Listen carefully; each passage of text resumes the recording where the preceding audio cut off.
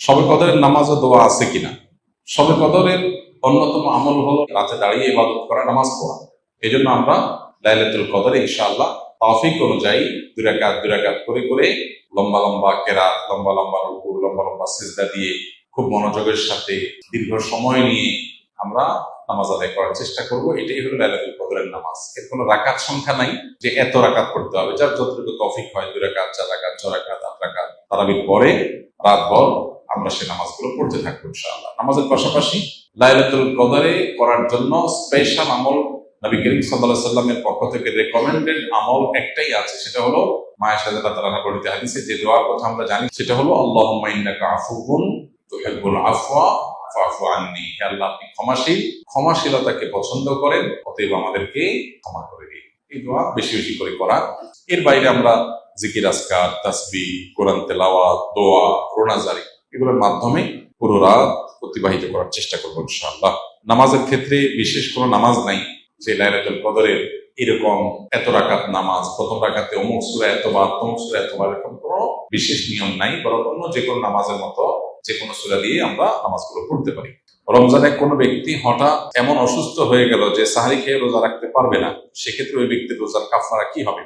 কারণ যদি আসলে রোজা রাখার মতো সামর্থ্য না থাকে, তাহলে তার কাফারা হবে যে তিনি এই রোজার জন্য পরবর্তীতে রোজা রাখবেন। আল্লাহ বলেছেন, ফামান কানা মিনকুম মারিদান আও আলা সাফারিন ফাইদ্দাতুন মিন আইয়ামিন উখরা। যে ব্যক্তি অসুস্থ হবে অথবা সফরে থাকবে, সে অন্য সময় সে রোজা রেখে দিলে আদায় হয়ে যাবে, গুনাহ হবে না। কিন্তু অসুস্থতাটা এমন লেভেলের অসুস্থতা হইতে হবে যে এই অসুস্থ অবস্থায় তার রোজা রাখার কোনো সুযোগ নাই, রাখলে তার জীবনহানি বা অসহনীয় কষ্ট হবে। হালকা একটু জ্বর হলো, একটু সর্দি হলো, একটু পেট খারাপ হলো, আর এমনি রোজা ভেঙে ফেললাম, ঠুনকো অজুহাতে রোজা ভাঙা যাবে না।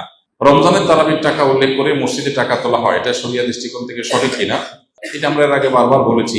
তারাবিতে বিশেষ করে হাফেজরা কোরআন তেলাওয়াত শুনিয়ে টাকা গ্রহণ করা জায়েজ নাই, দেওয়াও জায়েজ নাই। হ্যাঁ, হাফেজরা যেহেতু রমজানে মসজিদে তারা তারাবি না, ওয়াক্তিয়া নামাজ তাদের পড়াইতে হয়, সেক্ষেত্রে ওয়াক্তিয়া নামাজের ইমাম হিসেবে তাদেরকে নিয়োগ দিয়ে নিয়মতান্ত্রিক ভাবে বেতন দেন, বোনাস দেন, সেটা ঠিক আছে, এবং সেটার জন্য টাকা নিলেও অসুবিধা নেই। রমজানে ফজরের নামাজ পড়ে ঘুমায় কেন সবাই, যেখানে অন্যদিন সমূহে ফজরের নামাজ পড়ে ঘুমাতে নিষেধ করা হয়েছে? ফজরের নামাজের পর ঘুমাতে সরাসরি কোরআন বা হাদিসে নিষেধ করা হয়নি, তবে কোরআন এবং হাদিসের আলোকে ওলামায়ে কেরাম সকালের ঘুমকে অনুত্তম বলেন। এর মানে এই না যে সকালের ঘুমটা কোরআন বা হাদিসে পরিষ্কারভাবে নিষিদ্ধ। একটা সময় নবী সাল্লাল্লাহু আলাইহি ওয়াসাল্লাম ঘুমাতে অপছন্দ করতেন, সেটা হলো মাগরিবের পরে।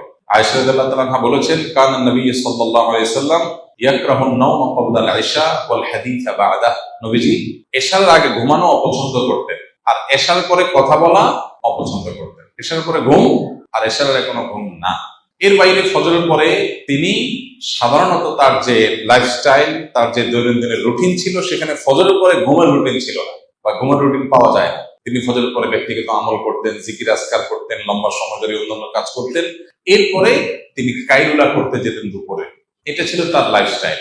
কিন্তু দুর্ভাগ্যজনক বাস্তবতা হলো আমাদের সমাজে, বিশেষ করে আমরা যারা মুসলিম দেশের বাসিন্দা আছি, অদ্ভুত এক জীবন আমাদের।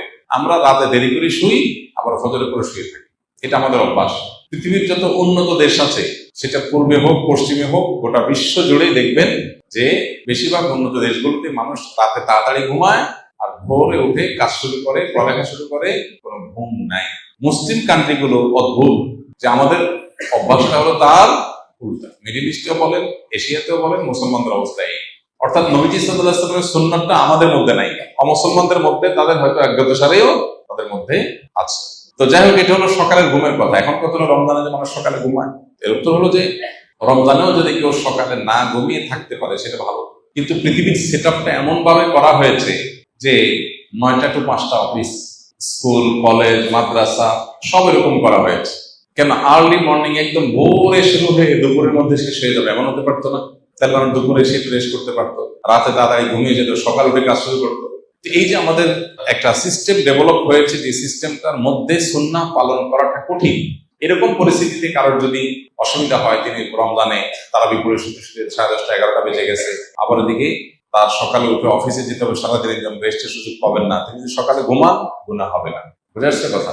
তবে সকাল সন্ধ্যার যে দোয়াগুলো, সেগুলো অন্তত পড়ে তারপর শোয়া উচিত। আরো ভালো হয় যদি এশাকটা পড়ে তারপর শোয়া হয়, আরো ভালো হয় যদি চাষটা পড়ে তারপর শোয়া হয়। কিন্তু যদি কেউ এটা না পারেন, তাহলে এটা তার গুনাহের কারণ হবে না ইনশাআল্লাহ তাআলা, কারণ এটা পরিষ্কারভাবে কোনো গুনাহ বা নিষিদ্ধ কোনো বিষয় নয়।